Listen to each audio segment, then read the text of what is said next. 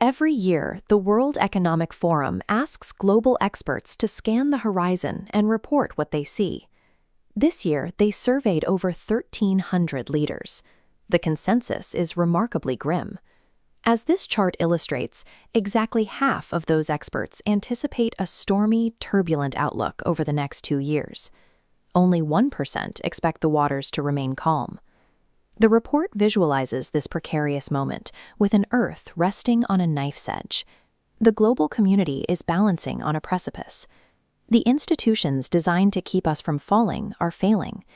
Treaty rooms and international parliament floors are increasingly quiet as multilateralism retreats under heavy pressure. Trust, the basic currency of global cooperation, is losing its value. Governments are pulling back from shared frameworks to prioritize their own domestic interests.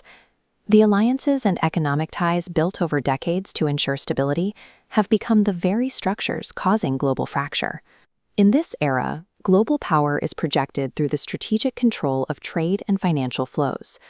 According to the survey data, geoeconomic confrontation is the single most severe threat likely to trigger a global crisis by 2026.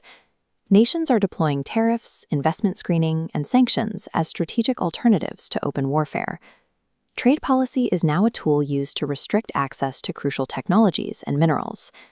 You can see the physical scale of this vulnerability here on the decks of massive cargo ships.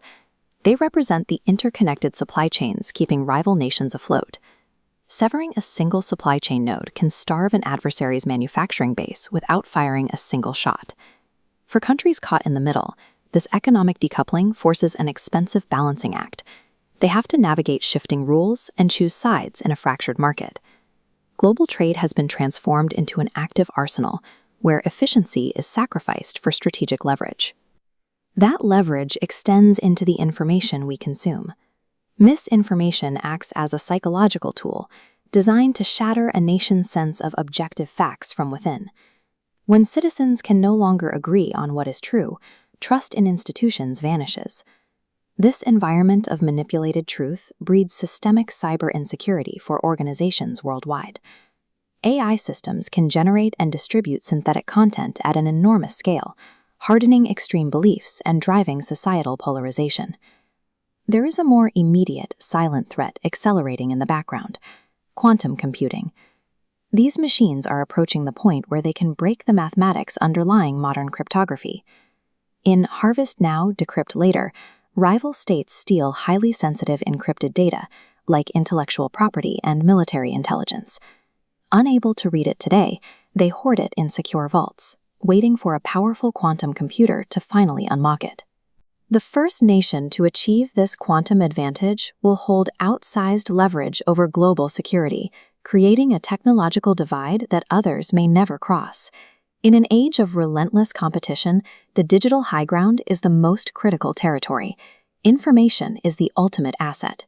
Geopolitics and macroeconomics eventually trickle down to the street level, testing the social contract between citizens and their governments. In the network map of global risks, inequality sits right in the middle. As the most interconnected threat, it acts as a transmission mechanism. When AI automation displaces labor, the resulting economic pain feeds directly into political instability and anger. We are heading toward a K-shaped economy. Highly skilled digital workers will see immense productivity gains, while large segments of the middle class face contracting opportunities and declining consumer confidence. Cities that currently thrive on knowledge and services could soon mirror the industrial decline of the past. We are looking at the potential for a white-collar rust belt. While these labor markets struggle, governments are facing massive debt burdens. That leaves less fiscal space to maintain the aging physical infrastructure we all rely on every day. This brings us back to the precipice. We are balancing on the edge of a highly competitive, fragmented era. Even in this fractured landscape, pragmatic coalitions of the willing are already forming to manage shared trade and investment risks. These targeted, sector-specific agreements prove that cooperation is still a survival necessity, even amid intense competition. The future of this invisible war depends on our collective decision to prioritize these forms of strategic collaboration over the hollow pursuit of absolute victory.